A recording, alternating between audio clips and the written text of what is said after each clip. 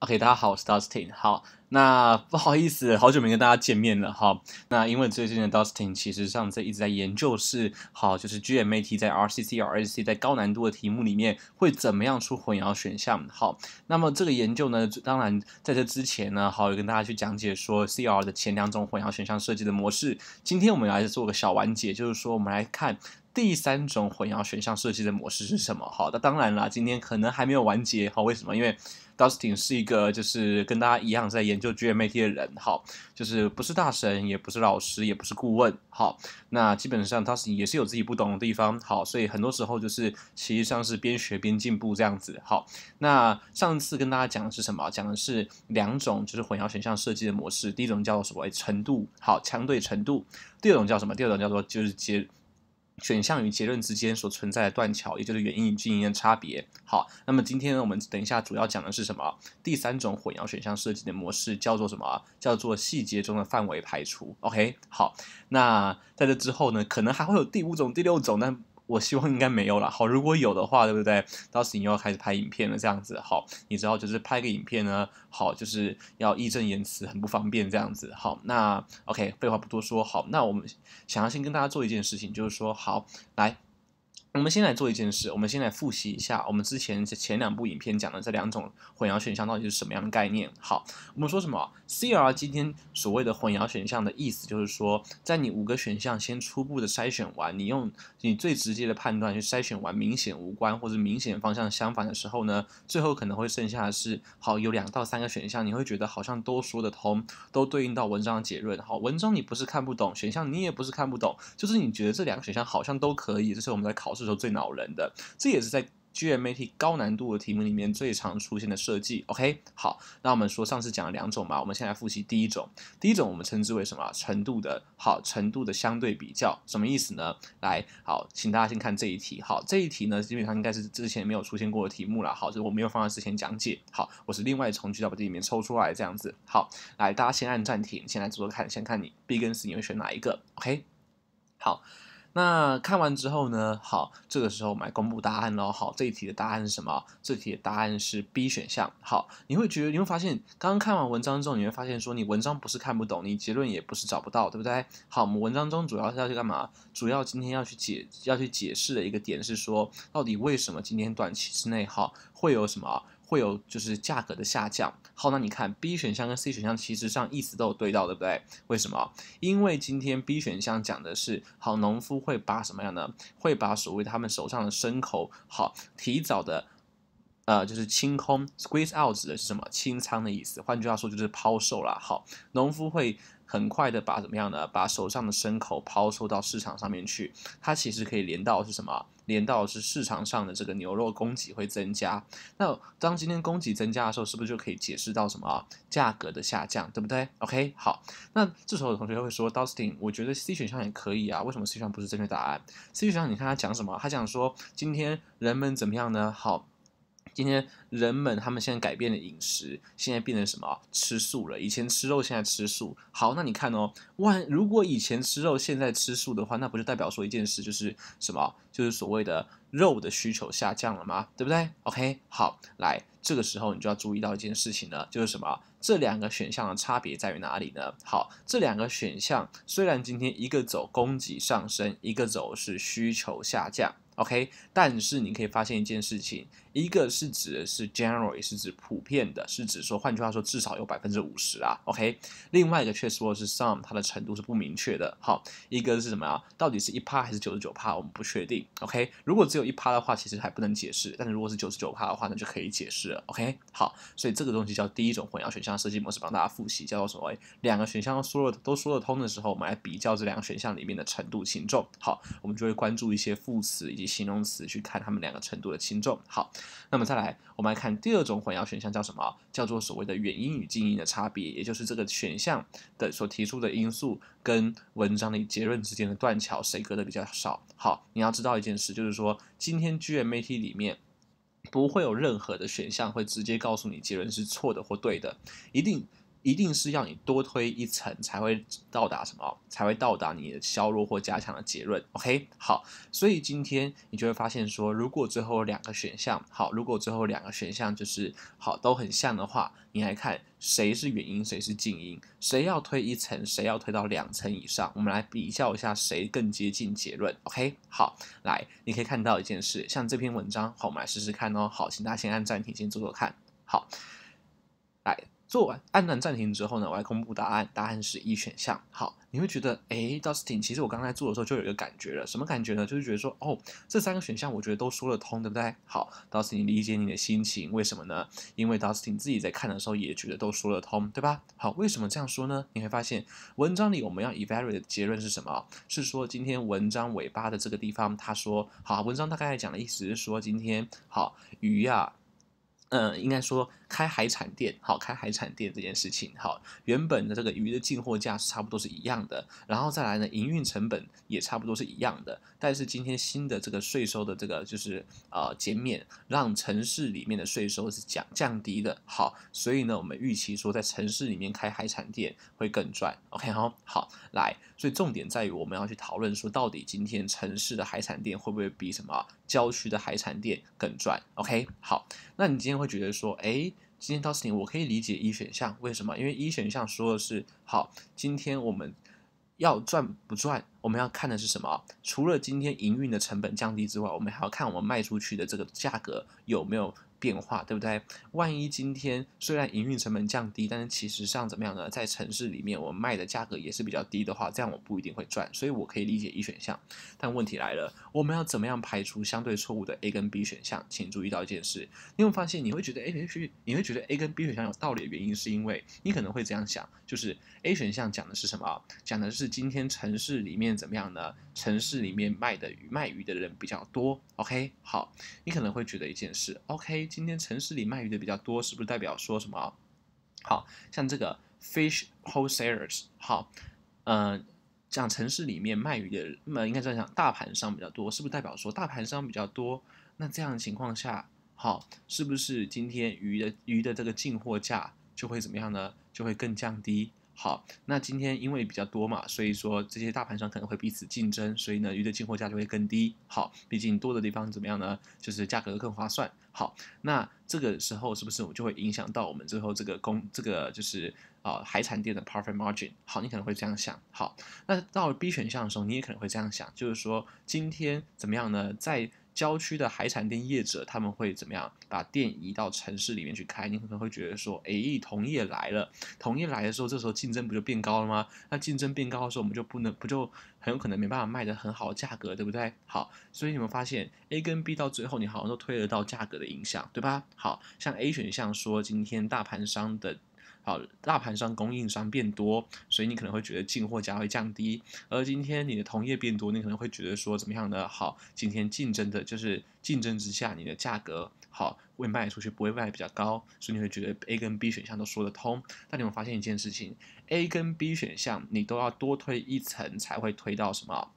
最后这个 profit， 你都还要从什么？从竞争者或者供货商的多少，要硬推到说今天价格会因此而上涨下跌。好，然后呢，最后再说从价格会因此上涨下跌，再推到 profit margin 会有变化。你推了2层，但你有没有发现一选项直接是怎么样呢？走静音，它直接明摆的告诉你价格就是会降低。所以这个时候你会发现 A 跟 B 选项要推2层才能到 profit margin， 但是一选项只需要推1层，这就是我们说的什么静音优于原因。OK， 好 ，GMAT 的所有选项里面呢，正确选项或错误选项里面都不会说直接说结论是对或错，但是今天相对来说，如果都说得通的时候，好，推越少层的，越少补出自己的推论的，越有可能是正确答案。好，这就是 GMAT 设计的方式，逻辑越紧密的，越有可能是相对正确选项。OK， 好，然后再来呢，我们来看，好，我们今天终于要进入重点了。好，不好意思，好像把前面2部影片的重点都讲掉了哈，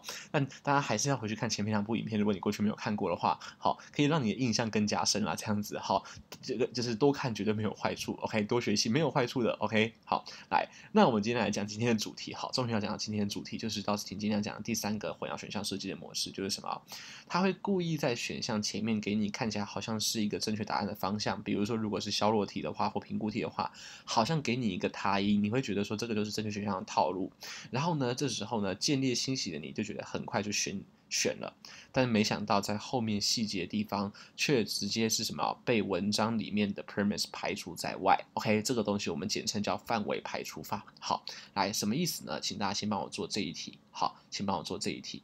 啊，不是，拿错了哈。来，应该是这一题。OK， 好，这一题做完，先帮我按暂停。好，按完暂停之后，你跟我讲一件事。好，这一题首先你现在可能会有印象，是因为它在 OG 里面出现过，但你还回想起来吗？回想起当时你青涩好稚嫩的时候，就是你刚开始第一次做 OG 的时候，你有没有会选到 Do 选项？好，很多人会选到 Do 选项，对不对？为什么？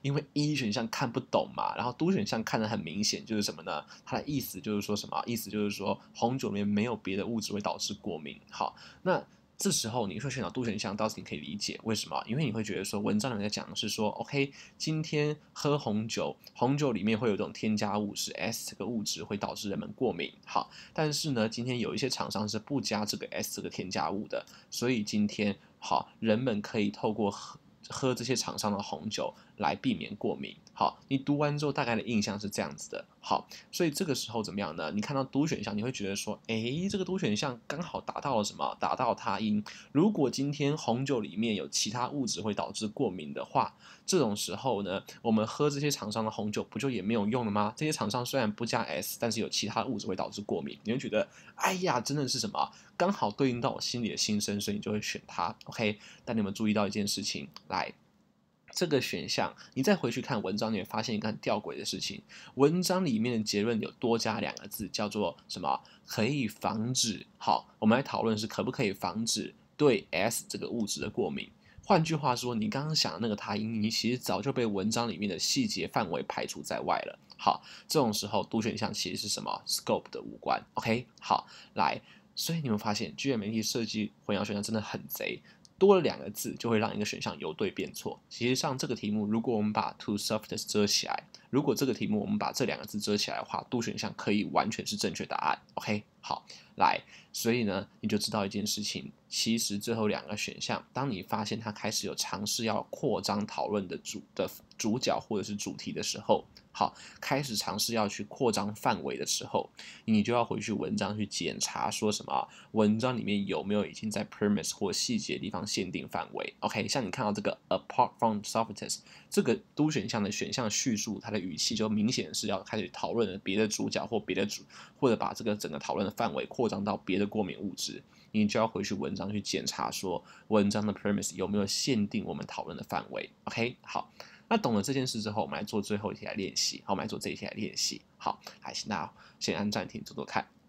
好，做完之后你会发现一件事情，这个时候你好像就有一点方向了，对不对？为什么呢？你会发现这个题目里面的 A 跟 Do 这2个选项，好像今天跟文章最后的结论都有关系。怎么说呢？文章最后的结论是说，文章大概前面讲的意思是说，今天有一种新的基因改良的种子，可以抗虫害。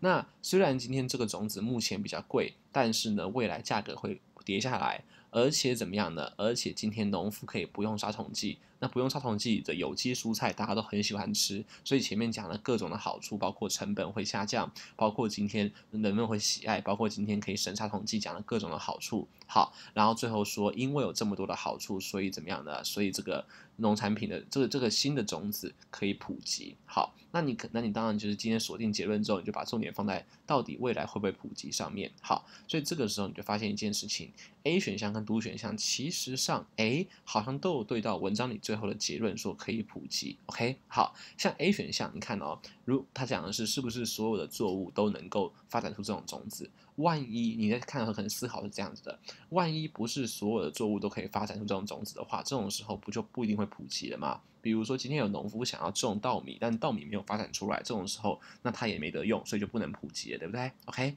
所以 A 选项你的思路是这样的，好，你的思路是对的哦，注意哦，你的思路是对的。好，那 Do 选项你可能会想说，我也可以理解，好，但为什么答案是 Do 不是 A？ 好，Do 选项它的意思是说什么？它的意思是说今天会不会怎么样呢？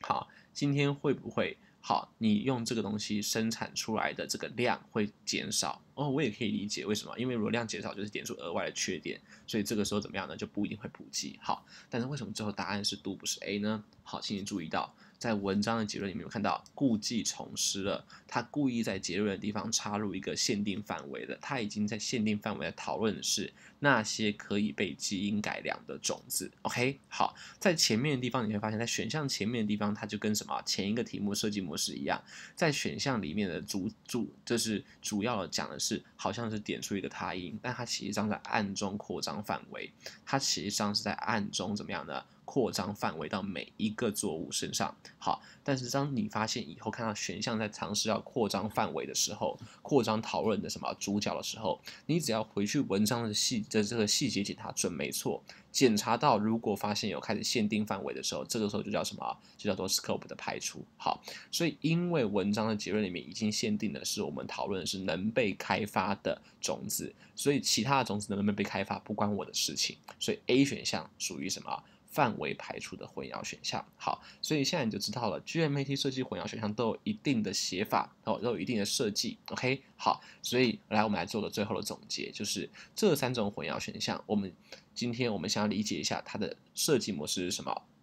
第一个，2个选项都说得通，但是其实上在程度上面，一个选项比另外选项更普遍、更明确。OK， 第二个，2个选项都说得通，但是一个选项会是直接中间的推论会比另外一个选项更少。好，近因优于远因，因为近因的逻辑关系更紧密。OK， 好，自己的推论要越少越好。第3个就是我们今天讲的2个选项都说得通，但是怎么样呢？你会发现其中一个选项它暗自扩张的范围，扩张范围不一定错，但是你回去文章要检查，文章如果已经限定好范围，而今天选项把这个讨论的范围扩张出去的话，这个时候我们称之为 scope 无关。而通常这种选项在前面都会感觉上很像是在讨论他因，会让你觉得说 OK 有他因出现了，所以我们可以选这样的概念。OK， 好，所以你就知道，来，刚刚我们讲的是3种选项设计模式，我们想要做一个最后的总结是，你要记得 Dustin 在研究 GMAT 的路上。想要跟大家讲的最强调最重要的概念就是什么？就如同我在之前一部影片叫《上帝视角》跟《战争迷雾》里面所讲到的，今天准备 GMAT 的路上，你要进步，你就是要做的比别人更多。什么意思？不是说今天你傻努力，而是说你今天要想的比别人更远。今天我们检讨选项，不能只有检讨错误，我们还要去想下一题遇到未知的题目要怎么改善。